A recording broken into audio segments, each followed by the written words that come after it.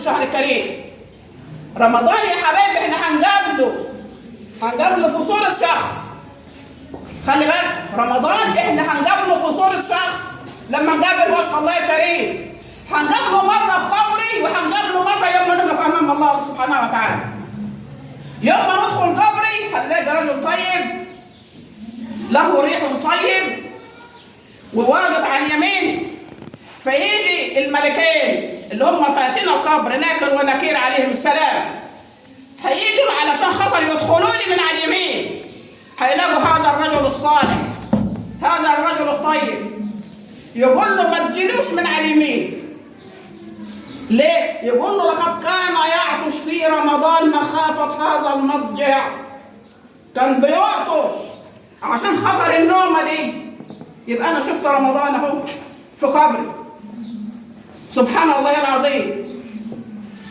يوم ما نقابل رب العالمين هيجي لي تاني وهيقول يا رب ده كان بيعطش في رمضان، كما قال عليه الصلاة والسلام الصيام والقرآن يشفعان للعبد يوم القيامة.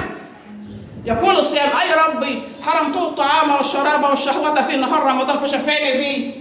ويقول القرآن يا رب حرمته النوم بالليل فشفعني فيه. قال فيشفعان.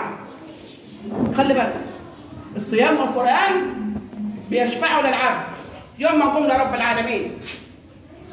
يعني الصيام اللي أنا صايمه دي هنقابله، ده أنت هتقابله زي ما مقابلك كده، هيكلمك زي ما مكلمك كده.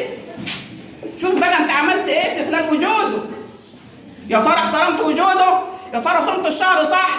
يا ترى عملت فيه كما قال الله سبحانه وتعالى ان انت صمت كله، مش صم لساني وخلاص او صمت بطني وخلاص، لا ده لازم نصوم كله، لازم تصوم عيني، لازم نصوم لساني. عشان كده اللي بنأكد وبنقول يا ناس اللي بتتفرجوا على الشاشات سواء كان في تلفزيون او كان في على شاشه على المواقع، اللي بنعرض يا شباب ارجوكم اتوسل اليكم، اللي بنعرض على الشاشات هينعاد تاني. انا بنأكد اهو، اللي بنعرض على الشاشات هينعاد تاني. رمضان مش هينعاد تاني. اختار لنفسك. كونك بقى عايز تضيع دي بدي انت حر. احنا في حرب علينا بانها تفسد صيامنا. كلنا لازم ندرك هذا. ان انت تفتح التلفزيون او تفتح درجة النت في اي وقت ممكن تجيب اللي انت عايزه في اي وقت في الليل في النهار. يبقى معنى كده ان انا مش هننحرم ان انا اشوف. ويا ريت ما تشوفش اللي يرضى ربنا اللي يرضى الله سبحانه وتعالى، لان انا لو بصيت لمنظر غلط على اي شاشه من الشاشات اكيد زنيت. لازم نعرف كده. ايوه عشان ما نضحكش على بعض. ان العين لا تزني وزناها النظر كما قال عليه الصلاه والسلام، وان الاذن لا تزني وزناها السماع، وان اليد لا تزني وزناها اللمس، وان الرجل لا تزني وزناها المشي. قال والفرج يصدق ذلك او يكذب. ايوه ده زني. عشان ما نقولش انا فاتح النت وقافل على نفس الاوضه. لا يا حبيبي اللي انت بتعمله ده زنا. وخلي بالكم يا شباب، نسال الله لكم الثبات، اللهم امين يا رب العالمين. في حرب على الشباب من الناحيه دي. الشباب بقى كله والرجاله نسال الله لهم الهدايه.